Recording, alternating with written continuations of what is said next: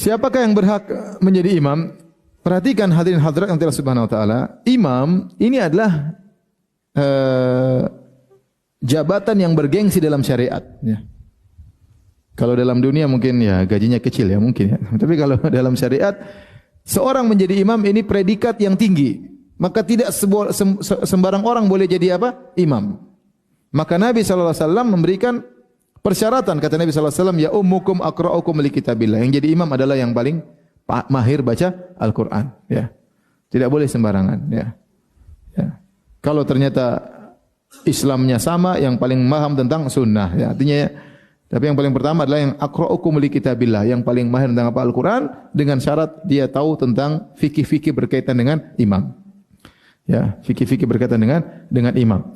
Misalnya ada dua orang, yang satu dia faqih, dia ustaz, tapi hafalannya tidak banyak. Yang satu dia hafalannya banyak dan dia mahir dalam Al-Qur'an. Dia baca Quran enak didengar dan dia tahu fikih tentang jadi imam, maka ini lebih utama yang satunya. Karena dia baca imam berkaitan dengan banyak orang, agar orang tentram salat di belakang dia.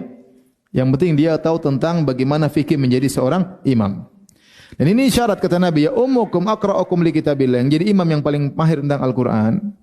Maksudnya kita kalau masalah imam jangan kita pekewu-pekewu, jangan kita tawadhu. Bukan tempatnya kita tawadhu, oh kamu sajalah, kamu. Padahal kita tahu kita lebih alim daripada dia, lebih mahir dalam baca Al-Qur'an, kita bilang kamu saja, enggak boleh. Karena Nabi yang suruh pilih yang paling mahir dalam masalah apa? Al-Quran. Bukan masalah tawadhu. Itu tawadhu tidak pada tempatnya. Ya. Karena misalnya kita lagi sholat, kamu aja deh. Kita tahu dia lebih mahir dalam baca Al-Quran. Jangan, atau kita tahu kita lebih mahir, terus kita dipersilakan, enggak, kamu aja lah. Tawadhu tidak pada tempatnya. Kalau anda tawadhu di sini, berarti anda menyelisih hadis Nabi. Nabi yang suruh, sallallahu alaihi wasallam, ya ummukum aqra'ukum li kitabillah. Yang jadi imam yang paling mahir tentang apa? Al-Quran. Kalau anda merasa diri anda lebih baik daripada yang anda kenal semua, yang hadir anda lebih hebat, ya udah ente yang maju. Menjalankan perintah Nabi. Ini bukan masalah tawadhu-tawadhuan, tapi ini perintah Nabi SAW. Karena akhirnya kalau ada kita tawadhu, akhirnya yang bahlul yang maju gimana? Imamnya bahlul, kemudian yang di belakang pada gelisah, tidak puas, ya ente salah sendiri, tawadhu tidak pada tempatnya.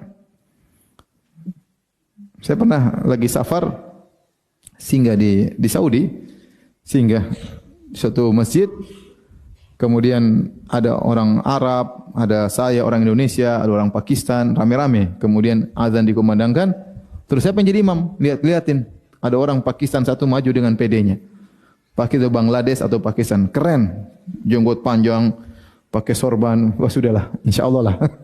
Begitu jadi imam, kacau ya. Kalau di sini mungkin biasa, tapi di sana kan mereka semua tahu bahasa Arab, mereka tahu tajwid. Jadi ini ada orang dengan PD-nya maju, penampilan memang yang lain kalah ya. Dia yang paling keren. Jenggot panjang, sorban keren, pokoknya maju jadi imam. Begitu assalamualaikum, semua protes.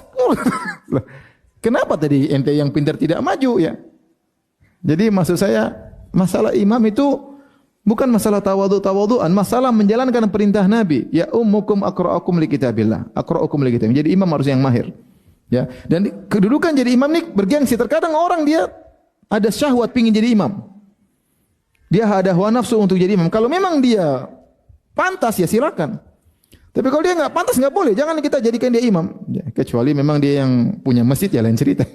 Atau dia yang berkuasa di situ lain cerita. Tapi seandainya kita disuruh milih, jangan pilih dia.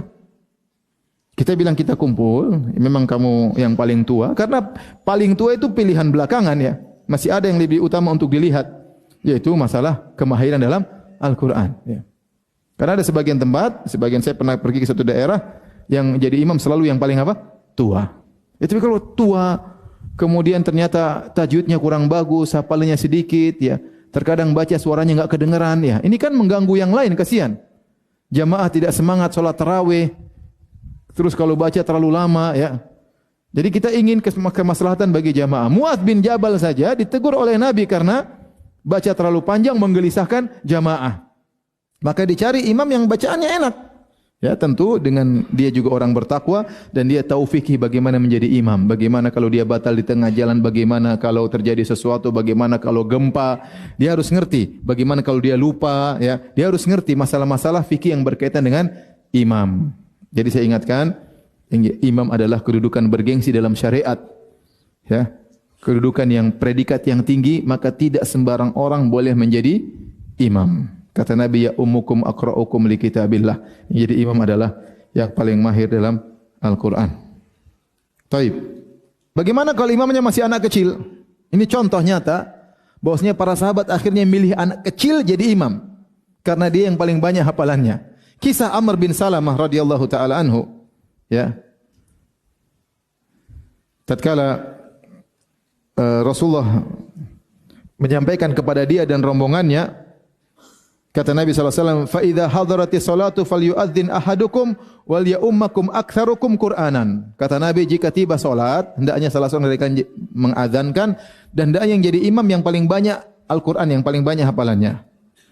Ketika tiba waktu salat, kata Amr bin Salamah radhiyallahu anhu, فَنَظَرُوا, mereka pun lihat. Falam yakun ahadun aktsar Qur'anan minni. Mereka cek-cek, ternyata yang paling banyak hafalannya adalah aku. Lima kuntu atalaqqa minar rukban, karena saya selalu ada orang datang, saya selalu dengar mereka baca Quran, jadi saya yang paling banyak hafalannya.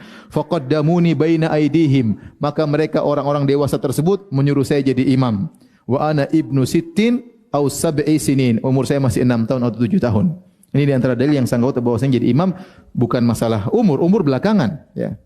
Kalau sudah sama-sama pintar, lebih tua, baru tua yang dimajukan.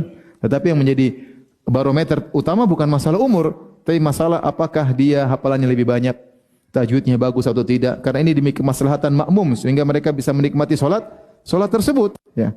Ternyata Amr bin Salamah umurnya 6 tahun, 7 tahun sudah jadi imam. Dan ini dalil bahwasanya imam tidak harus balik, karena 6 tahun belum balik. Tapi tatkala hafalnya lebih bagus, bacanya lebih enak, biar dia yang jadi imam. Biar dia yang menjadi imam. Taib. Sampai-sampai disebutkan Amr bin Salamah radhiyallahu ta'ala tatkala dia ruku kelihatan pantatnya, ya. Karena masih kecil dan sarungnya pendek.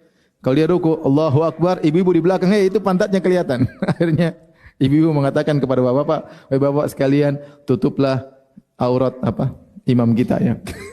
Akhirnya dia dibelikan sarung, maka dia sangat gembira dapat punya sarung, karena dulu sahabat miskin, ya, sampai tidak punya sarung, sampai sholat saja kalau pas ruku pantat kelihatan. Tapi intinya ini dalil bahwasanya anak kecil jadi imam itu sah, ya.